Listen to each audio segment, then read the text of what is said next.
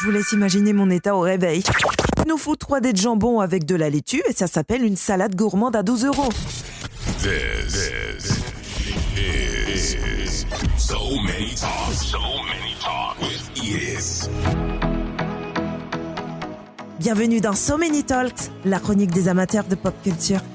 Ici, on parle cinéma, musique, télévision, people, avec tout ce qui fait l'actualité et les sujets tendances. Oh, et je donne aussi mon avis parfois. Ça vous dit ? Alors, enfilez vos écouteurs.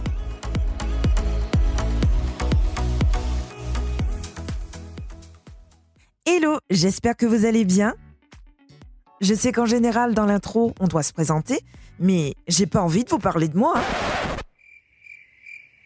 C'est bon, je rigole. Moi, c'est Iris, je suis passionnée de musique, de cinéma et j'adore chanter. J'aime aussi lire, faire le lézard devant Netflix, je m'intéresse à la mode et au make-up. Bon contentez-vous de ça pour l'instant. Vous apprendrez à me connaître au fil des épisodes. Ça vous fait une bonne excuse pour vos abonnés. Eh ben, c'est parti. Pour cette première, j'ai pensé que ce serait bien de faire quelque chose de fun, histoire de rigoler un peu. Et puis aussi parce que c'est mon podcast, donc je fais ce que je veux. Le top 7 des tweets les plus marrants du mois de janvier. Yes. Écoutez déjà, commencez pas, hein. Bref, que ce soit par rapport à l'actualité, la vie de tous les jours ou même les questions existentielles, les opinions fusent sur X et chacun s'exprime avec sa personnalité. J'adore.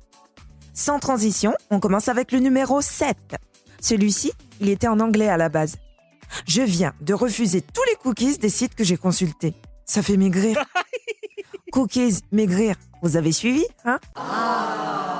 J'ai jamais compris le rapport entre les gâteaux et les paquets de données, hein. D'ailleurs, s'il y en a parmi vous qui peuvent m'expliquer, je suis toute oui. Retrouvez-moi sur les réseaux sociaux pour ça. Ça me ferait trop plaisir de vous lire. Je suis présente sur X, Instagram et Threads sous le nom de So Many Talks. Alors, taguez-moi. Numéro 6. Chez Apple, ils ont fait du bon travail avec leur sonnerie d'alarme parce que je me réveille tous les matins avec l'impression d'être dans les tranchées pendant la guerre. C'est clair que ça réveille, hein. C'est le but en même temps. J'ai aussi un iPhone et ouais, certaines sonneries sont tellement agressives qu'on a l'impression qu'ils ont étudié le truc. Je les imagine bien en train de se moquer de nous en les choisissant d'ailleurs. S'il y en a une que j'ai en horreur, c'est celle qui a le son de l'alarme justement. Ah, quel enfer! Une fois j'ai partagé un Airbnb avec quelqu'un qui avait cette sonnerie. Je vous laisse imaginer mon état au réveil. Cap sur la France avec le numéro 5. Le jeu innocent me manque, entre parenthèses, en cure depuis 1 an. Mais grâce à ça, j'ai pu partir 4 fois en vacances et créer une entreprise à mon nom. Wow! Franchement, respect. Il faut le reconnaître, innocent, c'est pas donné, hein. Ça me fait penser que j'en connais un qui aurait besoin de sevrage d'ailleurs. Monsieur l'auteur du tweet, si vous pouviez partager votre méthode, ce serait sympa. Un petit tuto sur YouTube. Comment se sevrer de la marque Innocent en 10 leçons. C'est une idée. Numéro 4. C'est une question existentielle que beaucoup d'entre nous se posent, je pense. Alors, il répond à la question « Qu'est-ce qu'il y a après la mort selon vous ?» L'âge de départ à la retraite. Je comprends pas pourquoi il dit ça, hein. On a la chance en France d'avoir un président qui prend toutes les décisions uniquement dans l'intérêt du peuple. Réforme des retraites, 64 ans. Vous avez suivi, hein ? Bon, suivant. C'est l'heure du top 3. Alors, pour situer le contexte, c'est la grève des agriculteurs.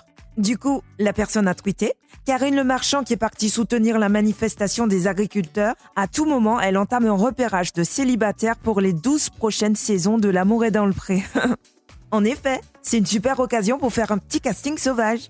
Je l'imagine en grande discussion, adossé à un tracteur. « Jean-Pierre, je te soutiens à 100%. La situation est vraiment inacceptable. Sinon, en attendant le flouze, ça te dit de trouver l'amour ? Numéro 2, on reste dans le même thème. BFM TV avait interrogé un agriculteur sur leur projet de bloquer l'autoroute A11 et lui, il avait répondu « Le but, c'est d'affamer les Parisiens ».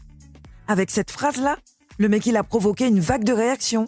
Et parmi toutes les réponses qu'il a eues, il y en a un qui lui dit « On fait des régimes tout le temps pour rentrer dans nos sur-mesures de grandes marques. On peut survivre avec un smoothie de graines de chia au lait de soja par jour. Tu nous fous 3 dés de jambon avec de la laitue et ça s'appelle une salade gourmande à 12 €. T'as perdu d'avance. Paris, swag, vie chère. Vous avez capté, hein?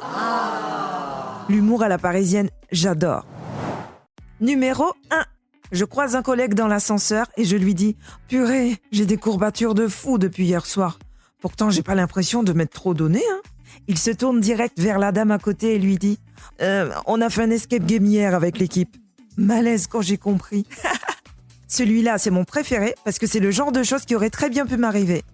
Voilà, c'était le top 7 des tweets les plus marrants de janvier. Alors, vous avez préféré lequel ? Je suis impatiente de savoir, vraiment.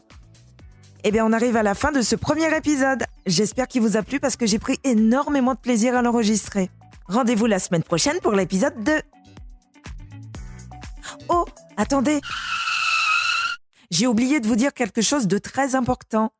Si vous avez aimé, notez-moi sur Spotify et Apple Podcast avec 5 étoiles. J'ai bien dit 5, hein.